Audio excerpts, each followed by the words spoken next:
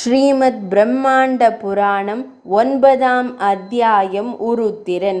பிரம்மதேவர் தன்னை போன்ற ஒரு சக்திமிக்க மகன் தனக்கு பிறக்க வேண்டும் என்று விரும்பினார். அப்போது அவரின் மடியின் மீது நீல நிறமும் சிவப்பு நிறமும் கலந்த ஒரு நிறத்தில் ஒரு பாலகன் தோன்றி அழத் தொடங்கினான். பரபரப்படைந்த பிரம்மதேவன் அதை தூக்கி அதை அழாமற் செய்வதற்கு முயற்சி செய்தபோது அது தொடர்ந்து அழுது கொண்டிருந்தது. பின் தனக்கு ஒரு பெயர் வைக்குமாறு கூறிவிட்டு திரும்பவும் அழ ஆரம்பித்தது. பிரம்மதேவர் அது தோன்றிய நேரம் தொடக்கம் கத்தி பெரிதாக அழுததால் அதற்கு ருத்ரன் என பெயர் வைத்தார். பெயர் வைத்த பின்பும் அக்குழந்தை அழுகையை நிறுத்தாது தொடர்ந்து அழுது கொண்டிருந்தது.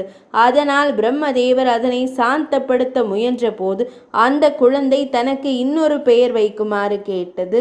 அதனால் அந்த குழந்தைக்கு பிரம்மதேவர் ருத்ரன், பாவன், சிவன், பசுபதி, ஈசன், பீமன், உக்கிரன், மகாதேவன் என்ற 8 பெயர்களை வைத்தார்.